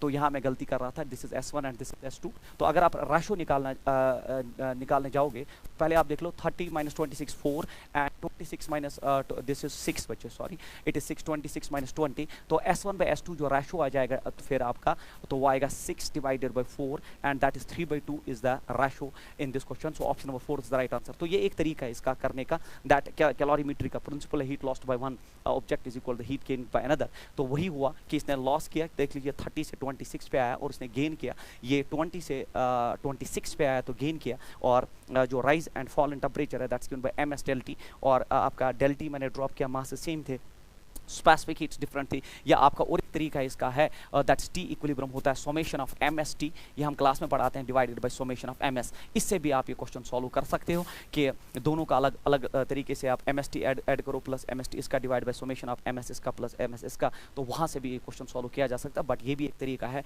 जो कैलोरीमेट्री का बेसिक प्रिंसिपल है। उसके बाद if 10 gram of ice is at 0 degree centigrade is mixed with 10 gram of water at 100 degree centigrade, then the final temperature of the mixture is. ये एक बहुत ही अच्छा क्वेश्चन है जिसको हम आइस वाटर सिस्टम अपनी लैंग्वेज में कहते हैं, we call this as ice water system. और जब भी आइस वाटर सिस्टम जैसा न्यूमेरिकल आपको करना हो, this is one of the best numericals, जब भी इसको आइस वाटर सिस्टम को करना होता है तो इसका होता है reference water at 0 degree centigrade. तो इन क्वेश्चंस में एक ही तरीका होता है, दैट्स रेफरेंस लेना होता है वाटर एट 0 डिग्री सेंटीग्रेड, मतलब आपको कहीं से भी वाटर जो है वो 0 डिग्री पे खींच के लाना है, ये इसका प्रिंसिपल है। अब कैसे लोगे आप, देखो एक साइड से आपको 10 ग्राम ऑफ आइस है, आपका 10 ग्राम ऑफ आइस है, तो थोड़ा मैं लंबा कर रहा हूँ, वरना अगर ये खुद करना होता तो हम टाइम इसमें ज़्यादा नहीं देंगे। 10 gram of ice eight 0 degree centigrade, तो आपका 10 ग्राम ऑफ आइस जो है वो 0 degree centigrade is mix with 10 gram of water at 100 degree centigrade. तो फिर से यहाँ पे आपका 10 ग्राम ऑफ वाटर है और वो है 100 डिग्री सेंटीग्रेड पे, 100 डिग्री, तो ये 0 पे है, ये 100 डिग्री सेंटीग्रेड पे है। Then the final temperature of the mixture is, देख लो खींच के रेफरेंस पे लाओ, तो 10 ग्राम ऑफ आइस एट 0 से आप इसको लाओ, इसको आप लाओ 10 ग्राम ऑफ वाटर आप इसको लाओ at 0 degree centigrade, that is यहाँ पे सिर्फ जो है फ्यूजन हुआ है, और जो हीट रिक्वायर्ड है that's m into L F. तो m जो है आपका 10 है और L F latent heat of fusion आपको पता होना चाहिए 80 होता है आइस का, और ये होगा 800 calorie is the heat required. तो ये है, अगर आपका 10 ग्राम ऑफ आइस एट 0 है और आप उसको वाटर रेफरेंस पे ला रहे हो एट 0 डिग्री, तो आपको जो लेटेंट हीट ऑफ फ्यूजन के हिसाब से हीट प्रोवाइड करनी है वो 800 कैलोरी है। और अब आप 10 gram of water at 100 degree से आप उसको 10 ग्राम ऑफ वाटर, आप इसको 10 ग्राम ऑफ वाटर पे ही लाओ बट एट 0 डिग्री सेंटीग्रेड, क्योंकि आपका रेफरेंस है, और रेफरेंस के हिसाब से क्यों होता है बराबर एम एस, यहाँ पे M S it is del T, क्योंकि आपने जो है यहाँ चेंज इन टेम्परेचर करा दिया है, यहाँ टेम्परेचर सेम है तो it is M S del T. तो अब आप यहाँ देख लो heat is equal to M हो गया 10, स्पेसिफिक हीट ऑफ वाटर होता है 1 into del T, rise in change in temperature जो है वो 100 हुआ। तो यहाँ पे पता चला कि हीट प्रोवाइडेड जो है वो 1000 कैलोरी है, तो हीट चाहिए सिर्फ 800 कैलोरी और हीट दे रहा है वाटर 1000 कैलोरी। तो इतना क्लियर है कि पूरा का पूरा आइस जो है एट 0 डिग्री, वो पूरा का पूरा वाटर एट 0 डिग्री पे आ जाएगा, क्योंकि ये बिल्कुल ज़्यादा है। अगर हम ये मान के चलते कि 800 ही देता तो बिल्कुल ये जो है वाटर एट 0 सिस्टम पे आ जाता है, बट यहाँ पे आप क्या है 800 कैलोरी तो खर्च हुए, बट जो 200 कैलोरी है वो अभी भी टेम्परेचर बढ़ा देंगे सिस्टम का। अब टोटल जो है पूरा आइस मेल्ट हुआ है वो 10 ग्राम का था, तो वो भी वाटर में आ गया, वो 10 ग्राम वाटर अलग से बना और पहले ही 10 ग्राम था, तो मतलब आपके सिस्टम में अब जो वाटर है वो है इक्वल टू 20 ग्राम। तो अब आप जानते हो दैट हीट जो है क्या होता है बराबर एम एस डेल टी। अब जो हीट आपके पास है वो 200 कैलोरी बची हुई है, 200 कैलोरी हीट जो है सिस्टम में बची हुई है, मास अब 20 ग्राम है, ये गलती नहीं करना, specific heat of water is 1 and del T हो गया 0 से, अब क्योंकि अगर वाटर एट 0 होता अब 0 से किसी टेम्परेचर पे वो राइज करेगा 200 कैलोरी की वजह से, तो डेल टी हो गया 0 से टी, टेम्परेचर डिफरेंस टी है, 0 कट जाएगा and 2 10 so answer of this question is 10 जो है 10 degree centigrade should be the right answer of this question. तो आपका जो है इसका ऑप्शन नंबर सेकंड जो है बिल्कुल सही है। अगर ये 800 कैलोरी होता तो मैं बोलता सीधे 0 डिग्री सेंटीग्रेड टेम्परेचर बचा, बट 200 कैलोरी अभी भी राइज टेम्परेचर करेगा सिस्टम में, 0 से किसी टेम्परेचर तक लेगा, और हमने वो सॉल्व किया। क्वेश्चन नंबर नेक्स्ट आपका जो है, तो ये एक बहुत अच्छा क्वेश्चन है, फिगर बेस्ड क्वेश्चन है ये, that is in figure given 2 solids A and B of same mass are heated at constant rate. ये पहले आईआईटी में क्वेश्चंस आए थे, और फिर एक कांस्टेंट रेट हीट मतलब होता है पावर, क्योंकि heat is energy divided by time, rate that is power is constant, ये इसका जो है कंसेप्ट है और यही इस क्वेश्चन का ब्रेकिंग पॉइंट है, that power is constant by some source, then find. अब आपको क्या निकालना है, रेशियो ऑफ लेटेंट हीट्स, आपको रेशियो ऑफ लेटेंट हीट्स, तो मैं लिखूंगा power supply to A is equal power supply to B, और पावर सप्लाइड फ्यूजन के लिए आप M L A and it is del T A, और ये हो गया बराबर एम, क्योंकि in given figure two liquids and we have same mass same है, it is L B divided by temperature, जो आपका डेल टी बी है टाइम, पावर इट्स टाइम, तो मास कैंसल आउट हो जाएगा। आपको ratio of L A by L B निकालना है, रेशियो ऑफ लेटेंट हीट्स, तो ये हुआ del T A by del T B. तो अब आप ग्राफ से उठा के डेल टी ए आप ड्रॉप करिए, डेल टी ए हो गया आपका ए का आपको दिख रहा है, इट इज 7 - 4, 7 - 4 जो है 7 - 4 हो गया आपका 3, 7 - 4 3 हो गया, एंड डेल टी बी अगर आप देखोगे तो इट इज 6 - 2 होगा 4, तो 3/4 is the right answer of this question. इसका 3/4 जो है option number first is the right answer. तो इसका जो ब्रेकिंग पॉइंट है वो ये है, power is constant, that is heat supplied per unit time constant, उस हिसाब से आपने इस क्वेश्चन को सॉल्व किया। क्वेश्चन नंबर नेक्स्ट आपका जो है, that's an iron rod of length 50 centimetre jointed to an aluminium rod of length 100 centimetre, all measures refer to this, the coefficient of linear expansion of iron and aluminium are given respectively, the average linear expansion of composite system is, तो an iron rod of length L 50 centimetre, तो आपके पास एक iron rod है जिसकी लंबाई जो है, तो मैं लिखूँ आयरन 50 सेंटीमीटर लंबाई का आयरन रॉड है, आपने इसको ज्वाइन किया to an aluminium rod of length, आपने एक एल्युमिनियम रॉड के साथ उसको जोड़ दिया है, तो ये एल्युमिनियम रॉड है और इसकी लंबाई दी गई है 100 सेंटीमीटर, तो एल्युमिनियम रॉड की लंबाई जो है वो 100 सेंटीमीटर दी गई है। All measurements refer to this, the coefficient of linear expansion of aluminium, तो आपको पता होना चाहिए इसमें एवरेज आपको कोएफिशिएंट ऑफ लीनियर एक्सपेंशन निकालना है, और जब भी सीरीज सिस्टम होता है तो ये summation of L alpha divided by summation of L होता है, this is the formula for series में। आपको अगर average coefficient of thermal expansion निकालना होता है तो summation of L alpha, L हो गया 50 सेंटीमीटर, तो 50 × 10⁻⁻², और अब अल्फा तो 50 आयरन के लिए आप लेंगे, तो आयरन का coefficient, the coefficient of linear expansion of iron is 12 × 10⁻⁻6, then plus आप करोगे। अब आप लीजिए दूसरा आपका जो है लेंथ, दैट इज 100 सेंटीमीटर हो गया 10⁻⁻², और उसका कोएफिशिएंट ऑफ लीनियर एक्सपेंशन है 24 × 10⁻⁻6 डिवाइडेड बाय, अगर आप देखोगे लेंथ्स का एडिशन आपको करना है, तो ये हुआ 100 + 50, इट इज 150 सेंटीमीटर है, तो 10⁻⁻² आपको इसमें जोड़ना पड़ेगा। तो अगर आप देखोगे यहाँ पे ये हुआ it is 10⁻⁻, this it is 10⁻⁸, और ये हुआ 60, 5 12 60, 600, तो ये बनता है 6 × अल्फा, एवरेज बनता है बराबर 6 × 10⁻⁴। आप समझ गए होंगे कैसे, देख लीजिए ये हो गया 6, बट ये हो गया 5 12 60, तो 600, वो दो उसमें से निकल गए, नो सॉरी बच्चों, इट इज 10⁻⁻6, यहाँ गलती कर दी थी मैंने, तो जो ये 600 के 10⁻², 10⁻⁻² कट गया, देन प्लस हो गया आपका यहाँ पे, देख लीजिए यहाँ से ये और ये निकल जाएगा, तो ये बनेगा 24 × 10⁻⁻6 डिवाइडेड बाय हो गया ये 150 × 10⁻⁻²। तो यहाँ पे आप देख लीजिए 6 + 10⁻⁻6 तो कॉमन आ जाएगा, 10⁻⁻6 कॉमन आ गया, और ये हो गया 30 डिवाइडेड बाय, क्योंकि 6 + 24 = 30, ये हो गया 150 × 10⁻⁻²। तो ये 0 0 कैंसिल आउट होगा, और फिर 0 0 कैंसिल आउट हुआ, 5 3 = 15, तो इट इज़ 1/5, 1/5, कहीं गलती कर दी मैंने शायद, 6 + 24 = 30,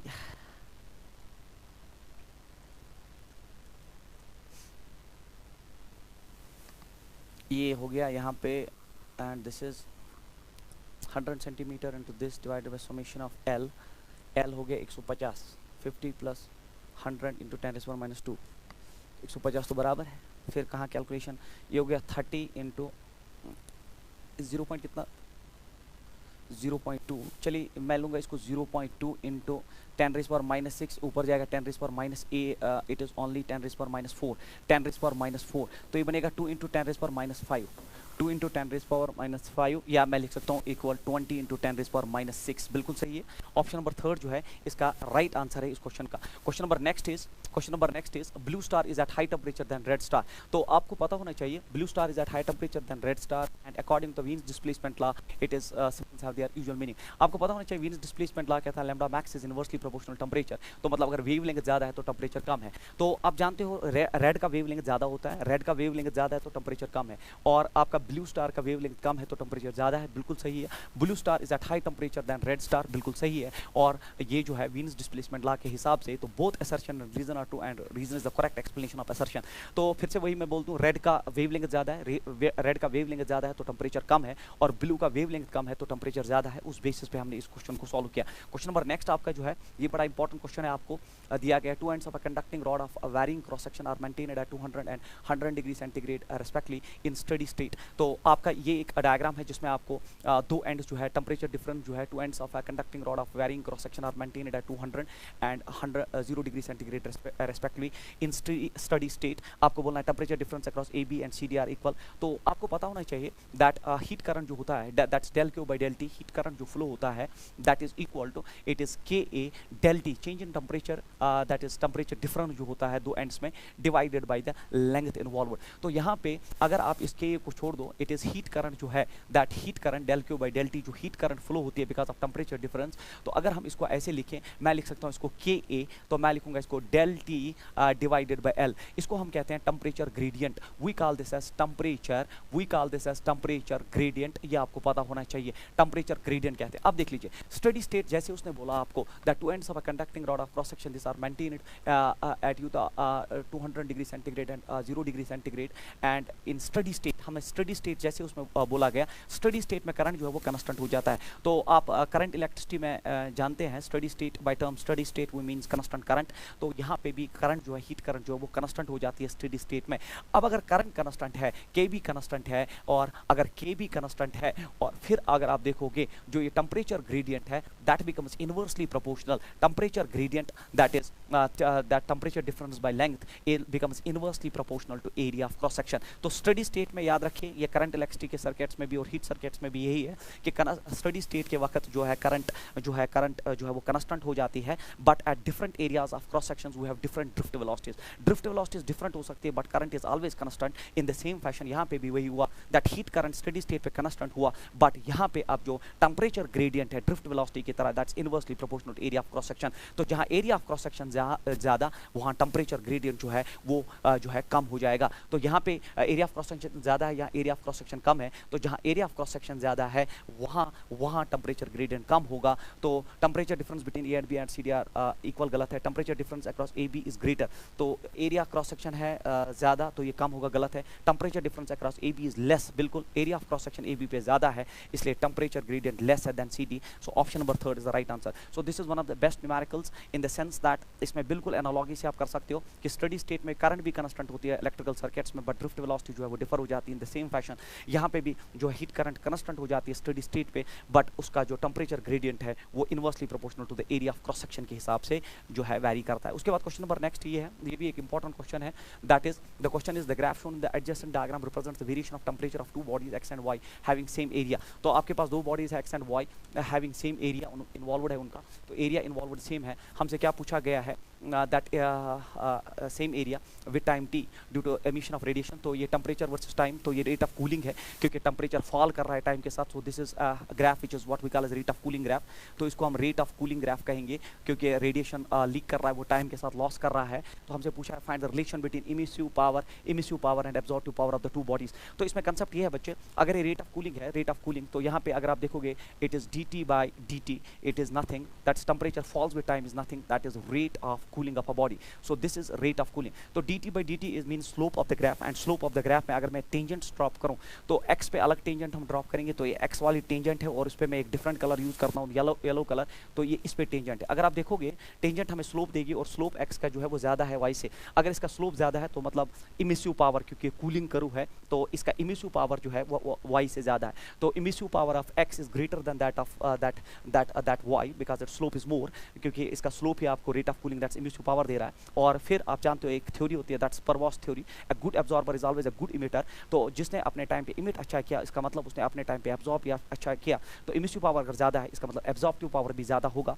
तो E X is greater than E Y and A X is greater than A Y, क्योंकि जब एब्जॉर्बिव पावर अपने टाइम पे ज़्यादा था तभी तो इमिसिव पावर ज़्यादा होगा। This is what we call as a good absorber is always a good emitter. Question number next जो आपका है that is two spheres having radii 1 meter and 2 meter are at same temperature same have emissivities E and 2E, then the ratio of radiant energy emitted per second. तो आपको पता होना चाहिए that ratio of radiant energy emitted होता है AE sigma, it is T raised power 4. This is what we call as Stephen's law. Actually पूरा complete करके है ये, तो एरिया लेके emissivity लेके सिग्मा स्टीफन्स constant, तो two spheres having radii अलग अलग दिया है and at the same temperatures, तो टेम्परेचर सेम है, इसको छोड़िए आप, सिग्मा स्टीफन्स constant सेम है, तो प्रोपोर्शनलिटी जो है वो एरिया और इमिसिविटी के हिसाब से, और स्फीयर है तो एरिया होता है 4πr², तो हमें निकालना है रेशियो ऑफ रेडिएंट एनर्जीज, तो मैं लिखूंगा P1/P2 जो है होना चाहिए बराबर फिर R1/R2 का होल स्क्वायर, और ये होना चाहिए इट इज़ R1/R2 का होल स्क्वायर, ये होना चाहिए E1/E2। अब हम ड्रॉप करेंगे, पहले का रेडियस है 1 मीटर का स्क्वायर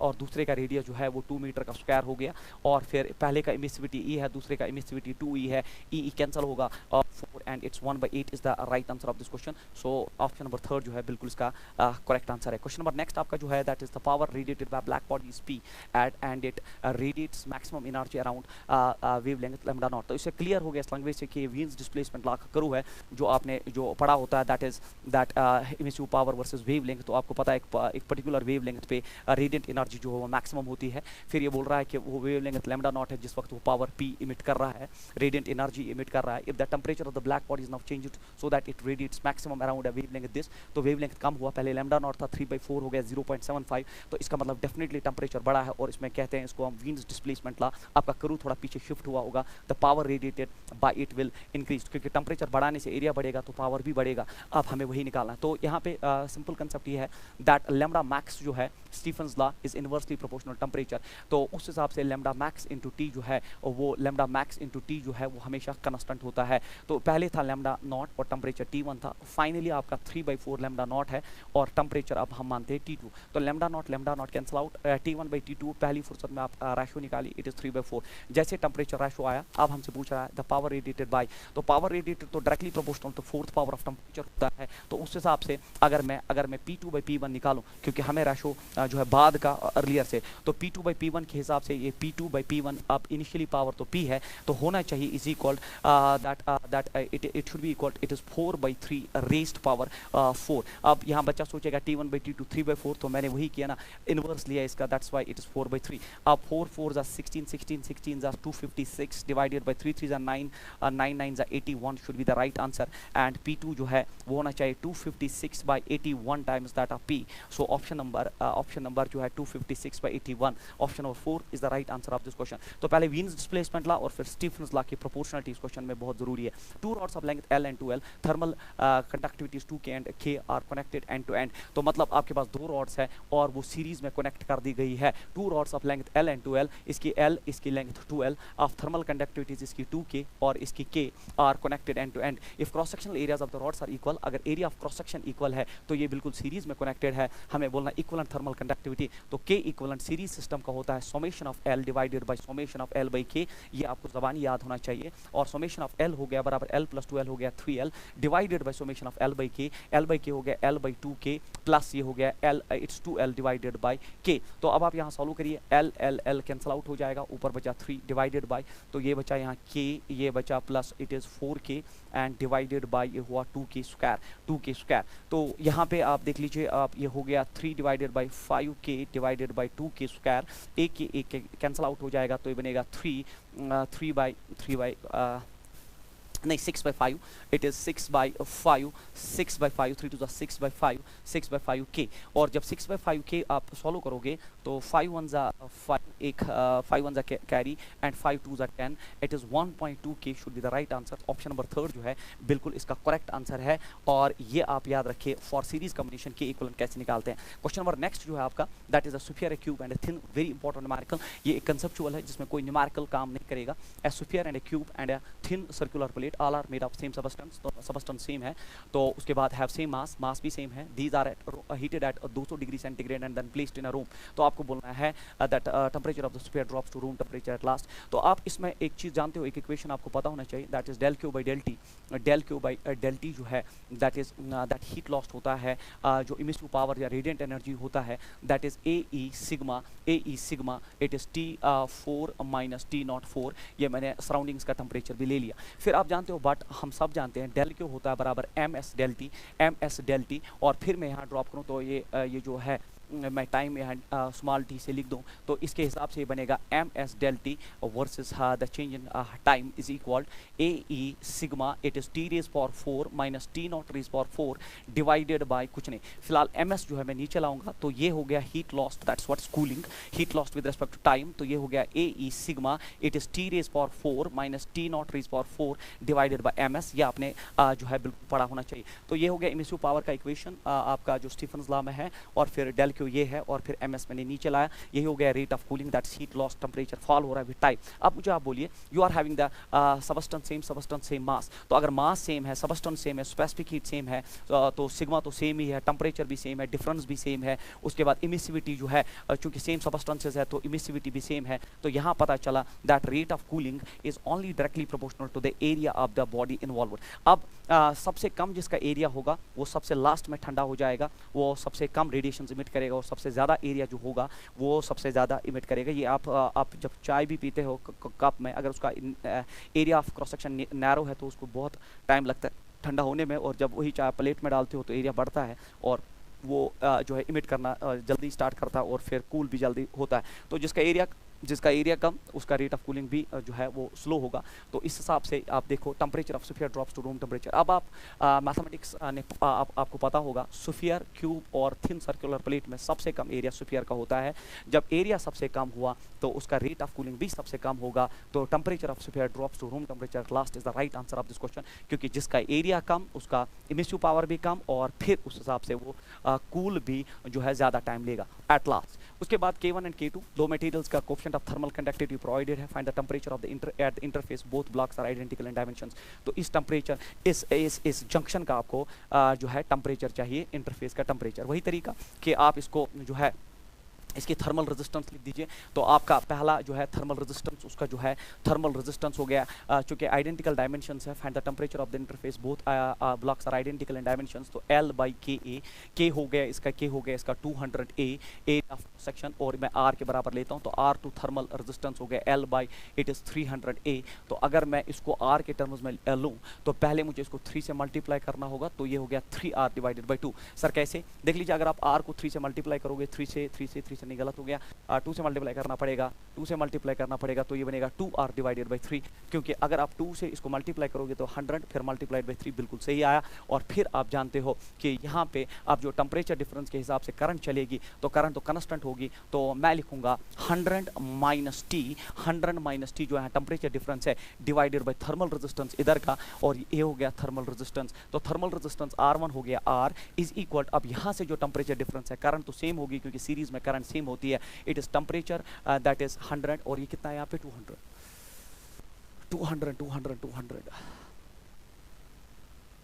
टेम्परेचर डिफरेंस जो है। अच्छा चलिए मैं लेता हूँ फिलहाल 200 से ही मैं लेता हूँ, ठीक है, 200 से ही मैं लेता हूँ। It is 200 minus it is 200 minus T divided by 200 minus T divided by R2, और R2 जो है that's 2R by 3 and then my is equal, अब ये हो जाएगा t माइनस 100, तो ये हो जाएगा t minus 100, this the proper method, divide by R1, और R1 जो है वो R के बराबर है, R कैंसल आउट हुआ, ये हुआ 3 2 600 minus 3t divided by 2 is equal हो गया t minus 100, cross multiplying the things, it is 600 minus 3t is equal 2t minus 200, तो इधर लाइए, ये हो गया 800, तो ये हो गया 800 is equal to 800 is equal 5t, 800 is equal 5t जो है आपका इक्वेशन बनता है, और t हो गया बराबर 800 डिवाइडेड बाई 5, तो इट इज़ 5 1 जा 5 5 1 जा 5 और 3 कैरी हुआ, 5 6 जा 30, 160 should be the right answer, but कोई ऑप्शन नहीं है, मुझे लगता है क्वेश्चन में कहीं गलती है, क्वेश्चन में कहीं टेम्परेचर डिफरेंस में गलती है, मुझे लगता है it should be 100 and it should be 20। अगर आप 120 के हिसाब से देखोगे, आई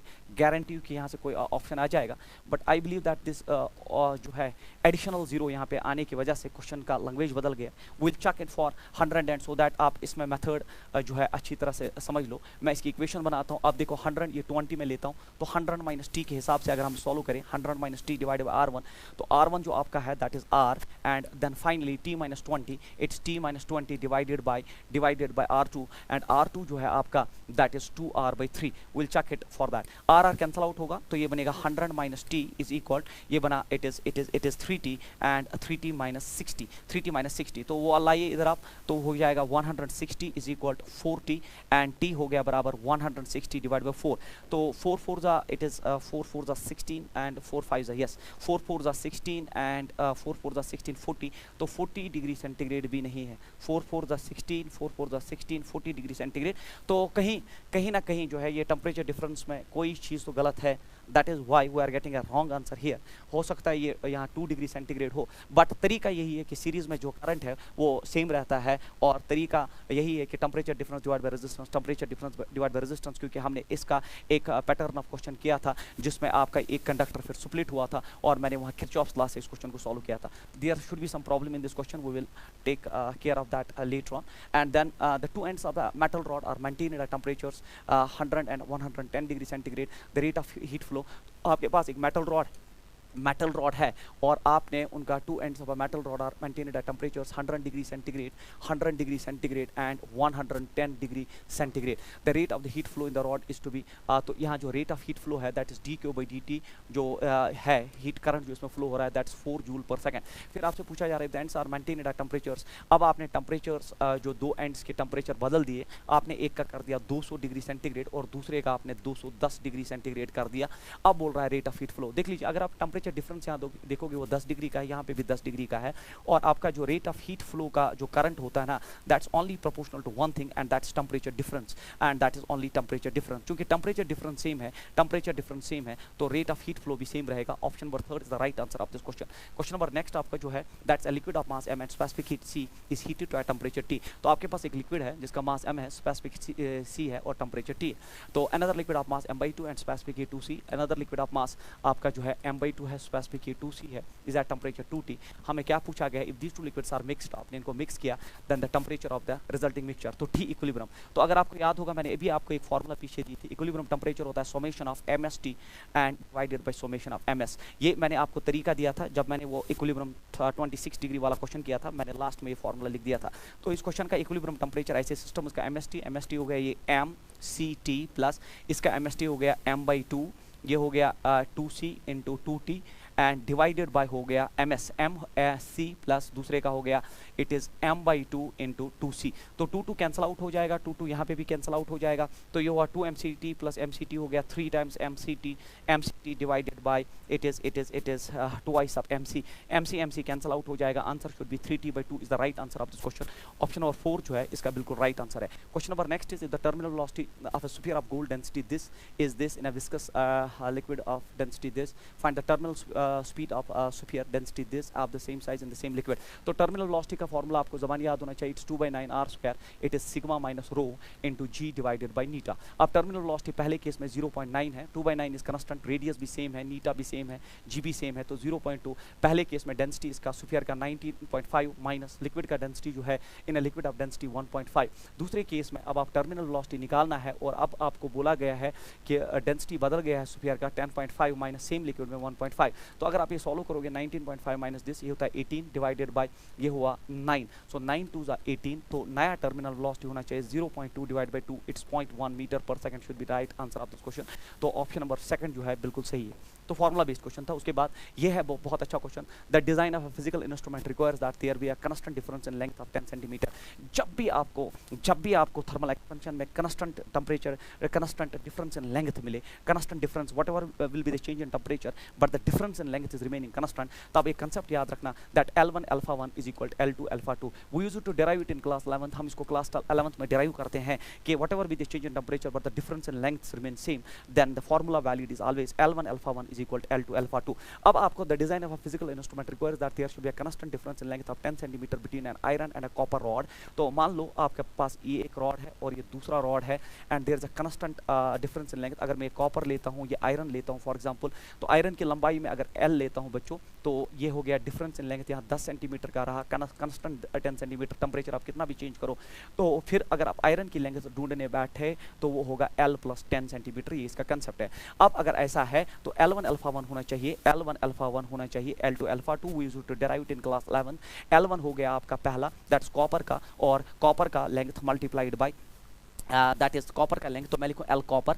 तो अल्फा कॉपर, अब देखिए अल्फा कॉपर हो गया 17 into 10 raise power -6 is equal, L2 हो गया आपका आयरन का, और आयरन का हो गया फिर ये L + 10, क्योंकि डिफरेंस इन लेंथ की वजह से L + 10 आ गया, और आयरन का अगर आप देखोगे it is 11 into 10 raise power -6, तो 10 raise power -6 10 raise power -6 cancel out हो जाएगा, तो ये बनेगा 17 times L copper is equal that is L copper क्यों लिखूँ मैं यहाँ लिखूँ L तो ठीक है, और L ही हमने कॉपर का लेंथ लिया, तो L + 10 के हिसाब से, तो आप हमारा लास्ट में L जो आएगा वो कॉपर के रिलेटेड होगा।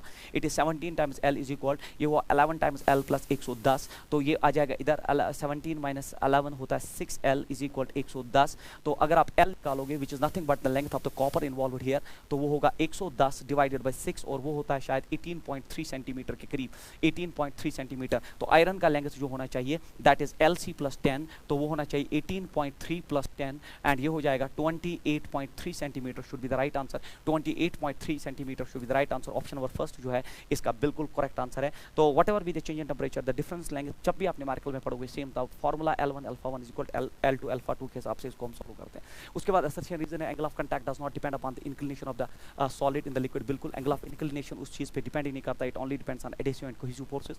तो angle of contact depends on cohesive and adhesive forces, both are correct. Angle of contact मतलब आप सॉलिड का जो इंक्लिनेशन बदल दोगे तो एंगल ऑफ कंटैक्ट चेंज नहीं होता, that is a property of the liquid and that rod involved. उसके बाद ये भी एक इंपॉर्टेंट क्वेश्चन है, water rises in a vertical capillary tube after height of 2 centimetre, तो हाइट जो है यहाँ पे 2 सेंटीमीटर प्रोवाइडेड है, 2 सेंटीमीटर हाइट तक आपका लिक्विड राइज कर रहा है इनिशियली जब आपने वर्टिकली प्लेस किया। If the tube is inclined at an angle of 60 degree with the vertical, तो then the new height then up to what length the liquid will rise, तो length निकालना है। तो अगर आप देखोगे ये एक ट्रायंगल बना, ये एक ट्रायंगल बना, जिस ट्रायंगल का जो हाइट दिया है वो 2 सेंटीमीटर के जो इक्वल दिया गया है, तो अगर लेंथ दिया गया है 2 सेंटीमीटर के बराबर, तो उसका ये मतलब है, और ये एंगल वर्टिकल के साथ 60 डिग्री दिया गया है, तो आपको ये लेंथ निकालना है। This L you have to calculate because top surface तो बराबर लेवल पे है, तो ये 90 डिग्री का एंगल यहाँ पे है, तो मुझे बोलिए आप, it is base by hypotenuse that's 2/L, it is always cos of 60 degree, cos of 60 हमेशा 1/2 होता है, और L हो गया बराबर 4 centimetre will be the length up to which the liquid will rise. Very important question. Question number next आपका जो है,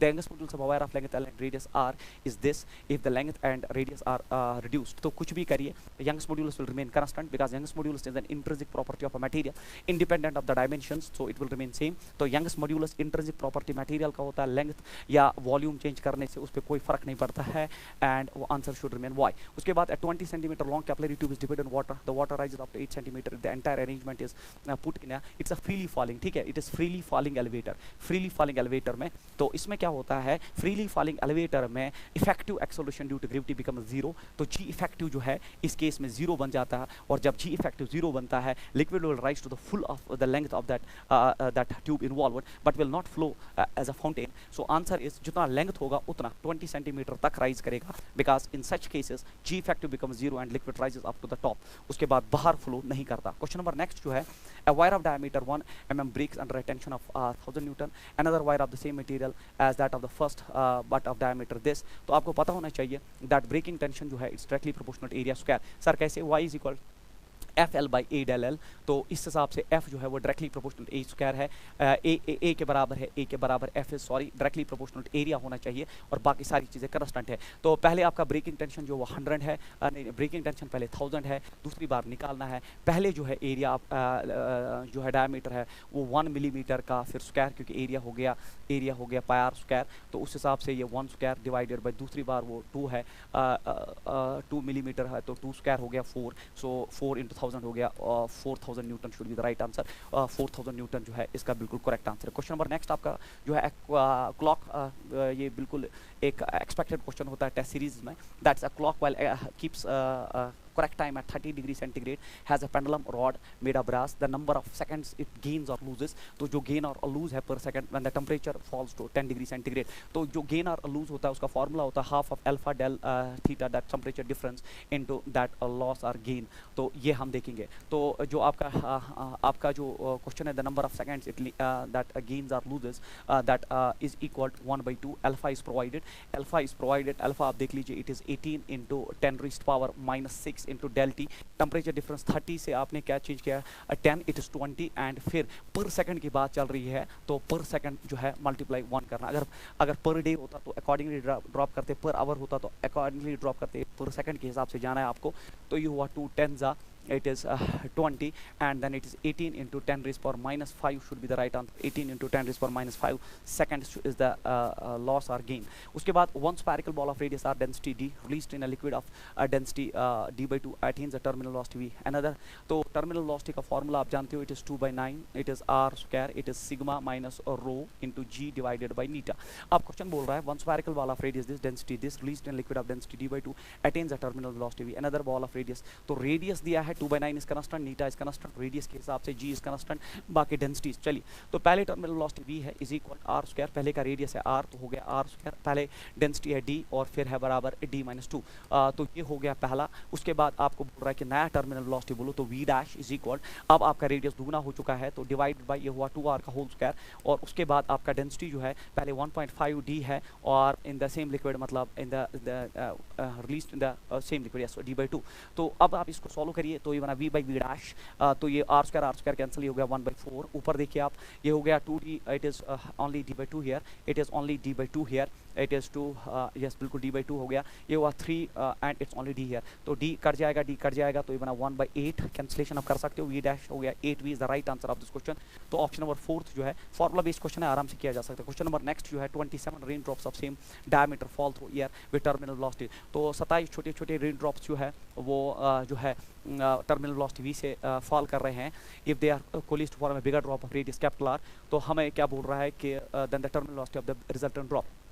देखिए terminal velocity is directly proportional to radius square, that is very much clear. तो अगर हमें बड़े drop का terminal velocity निकालना है तो terminal velocity of the big drop to the terminal velocity of the smaller drops, that's v, तो v दिया गया है इज इक्वल टू द बड़े ड्रॉप का रेडियस हो गया r square by smaller drop का रेडियस हो गया r स्क्वायर। फिर आप जानते हो कि r is connected with n 1/3 into small r by volume और मास कंजर्वेशन, तो ये हो गया n रेज़ पावर 2/3, क्योंकि इसका एक पैटर्न ऑफ क्वेश्चन इससे पहले भी मैंने सॉल्व किया, तो ये r स्क्वायर जो है कर जाएगा, तो v डिवाइडेड बाई v हो गया बराबर n आपका 27 है, रेज़्ड पावर है 2/3, तो ये बनेगा 83 क्यूब रेज़्ड पावर 2/3, 3 निकल जाएगा, 9 आ जाएगा, v जो है बड़े ड्रॉप का 9v should be the right answer of this question. तो ऑप्शन नंबर जो है 3rd is the right answer of this question. Question number next आपका जो है, ये यहाँ एक गलती हो गई थी, यहाँ पे आपको एग्जाम सेंटर में बोला गया है this is nothing, it is 52.5 centimetre, क्योंकि जब ये मीटर में है तो ये कैसे ज़्यादा हो सकता है मीटर्स में। तो water is filled in a cylindrical container to a height of 3 metre, the ratio of the cross sectional area of the orifice and the beaker is 0.1। तो यहाँ पे वेलोसिटी ऑफ इफ्लक्स का स्क्वायर निकालना है आपको, velocity of efflux का square निकालना है, और आपको पता होना चाहिए जो फार्मूला, इसका स्टैंडर्ड फार्मूला जो है that is 2gh divided by 1 minus a divided by a का होल स्क्वायर। क्योंकि ये रेशो जो दिया गया है टॉप सरफेस और इस होल का जो है, पंक्चर्ड होल का जो है वो बहुत कम है, इसलिए ये टर्म जो है वो नेग्लेक्ट हो जाता है, और ये वेलोसिटी ऑफ इफ्लक्स बनता है सीधे रूट ऑफ 2gh के बराबर।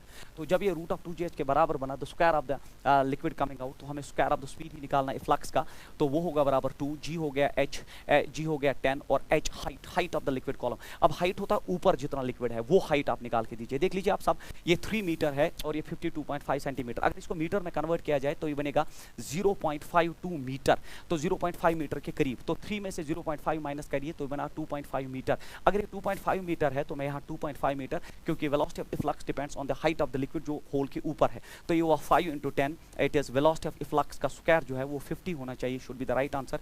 तो फर्स्ट ऑप्शन जो है इसका बिल्कुल करेक्ट आंसर है। क्वेश्चन नंबर नेक्स्ट जो आपका, that is surface tension of liquid decrease with increase in temperature, बिल्कुल सही है। सरफेस टेंशन डिक्रीज होता है क्योंकि कोहेसिव फोर्सेस टेंपरेचर बढ़ाने से कम होते हैं, cohesive forces between liquid molecules increases, तो ये गलत है। तो इंक्रीजेस, कोहेसिव फोर्सेस इंक्रीज होता है, ये गलत है क्योंकि कम होता है, तभी तो सरफेस टेंशन कम होता है। तो assertion is correct, reason is false, तो assertion is true but reason is false is the correct answer of this question, and this completes our interaction. इसमें एक क्वेश्चन में जो प्रॉब्लम थी मैंने बोला वहाँ कुछ तो प्रॉब्लम है जो temperature difference, otherwise the method we have used बिल्कुल करेक्ट है, and this completes our interaction. Thank you so much.